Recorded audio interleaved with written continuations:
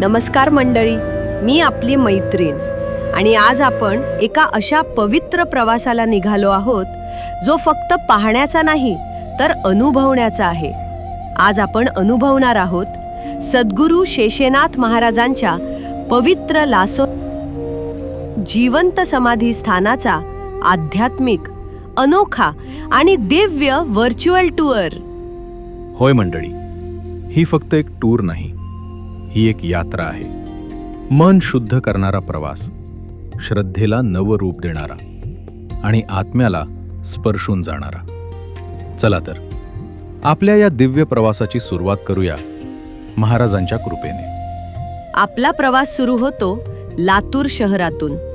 लातूरपासून तब्बल 80 किलोमीटर अंतरावर देवणी तालुक्यात वसलेलं एक सुंदर, शांत आणि अध्यात्माने भरलेलं गाव लासोना. या प्रवासात आपण जातो आंबुलगा धनेगाव, वलांडी, वडमुरंबी, इंद्राळ असं निसर्गरम्य गावांना जोडणाऱ्या मार्गातून. रस्त्याच्या दोन्ही बाजूंची लालसर माती, ताजी हवा आणि दूरवरचे शांत डोंगर. जणू स्वतः महाराज आपल्याला म्हणत आहेत, या रे भक्तांनो, माझ्याकडे या. मित्रांनो, आता आपण त्या भूमीत येऊन पोचलो आहोत जिथे महाराष्ट्र आणि कर्नाटकची संस्कृती एकत्र मिसळते. ही भूमी सांगते एकता, संस्कृती, अध्यात्म आणि सर्वात महत्त्वाचं श्रद्धा. याच भूमीत शांत आणि निसर्गरम्य परिसरात सद्गुरू शेषनाथ महाराजांनी जिवंत समाधी धारण केली. एक तपस्वी, महामानव, ज्यांचे केवळ दर्शनही मनातील चिंता, दुःख, ताप सगळं पळवून लावतात.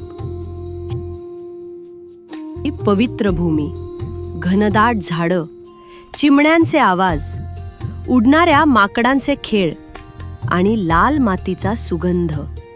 असं वाटतं निसर्ग स्वतः ध्यानस्थ बसला आहे. वाऱ्याची प्रत्येक झुळूक सांगते, हे स्थान साधं नाही, हे तपश्चर्येचं केंद्र आहे.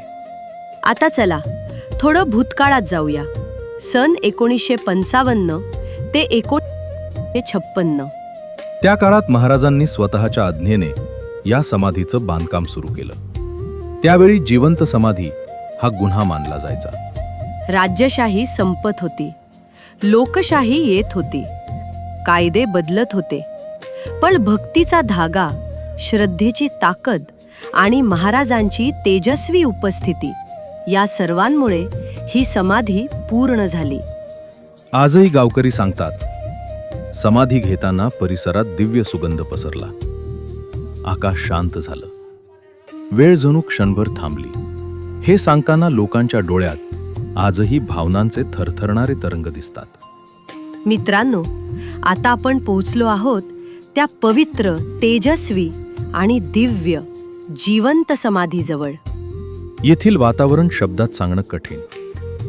फुलांचा सुगंध, अगरबत्तीचा दरवळ, घंटांचा नाद, भक्तांच्या डोळ्यातील भक्तिभाव. चला क्षणभर डोळे मिटा आणि मनापासून नाव घ्या, जय श्री शेषनाथ महाराज. काहीतरी शांत, दिव्य जाणवलं का? हीच आहे महाराजांची कृपा. समाधीच्या शेजारीच आहे सद्गुरू शेषनाथ महाराजांचं मंदिर. इथे महाराजांच्या सुंदर मूर्तीची प्रतिष्ठापना आहे. थोडं पुढे आहे दत्त मंदिर, शांत, प्रसन्न, मनाला स्थिर करणारा. महाराजांना प्रिय असलेलं वानर, त्याचंही स्वतंत्र मंदिर आहे. लोक त्यालाही भक्तिभावानं नमस्कार करतात. आणि आता आपण आलो आहोत महाराजांच्या पवित्र धुनीजवळ.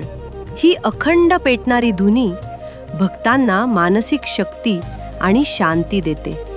येथे आहे भक्त निवास.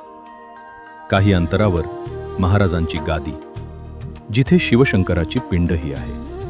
आणि पुढेच आहे पवित्र तळे. यातील थंड पाणी मनालाही शांत करतात. दर गुरुवारी येथे उभा राहणारा भक्ती सोहळा अवर्णनीय. महाराष्ट्र आणि कर्नाटकातील गावातून हजारो लोक येतात. काही फुलं घेऊन, काही नारळ, काहींच्या डोळ्यात अश्रू, काहींच्या चेहऱ्यावर समाधान. सर्वजण एकत्र येऊन करतात. पुष्पपूजा, ॲडमिरेबल, आरती, प्रसाद. तो क्षण अनुभवायलाच हवा.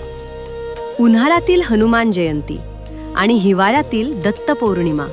या 2 दिवशी येथे भक्तांसागर उसळतो. भजनी मंडळांचे स्वर, वाद्यांचा नाद, दीपोत्सवाचा प्रकाश. त्या क्षणी असं वाटतं जणू स्वतः दत्तगुरूंची शक्ती अवतीभोवती फिरत आहे.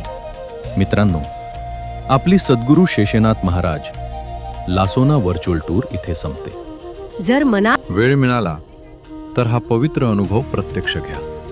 महाराजांच्या चरणी काही क्षण बसलात तर मन, बुद्धी आणि आत्मा सगळंच हलकं होतं. शेषनाथ महाराज की जय. श्री गुरुदेव दत्त. शेषनाथ महाराज की जय. श्री गुरुदेव दत्त. मित्रांनो, जर हा पवित्र आणि दिव्य असा आमचा व्हर्च्युअल टूर आपणाला आवडला असेल तर कृपया हा व्हिडिओ लाईक करा. आणि अशाच आध्यात्मिक प्रवासांसाठी आमच्या यूट्यूब चॅनलला सबस्क्राईब करा. नवीन व्हिडिओ सर्वप्रथम मिळण्यासाठी बेल आयकॉन दाबायला विसरू नका. आपल्या प्रेमासाठी आणि सहकार्यासाठी मनःपूर्वक धन्यवाद. जय शेषनाथ महाराज.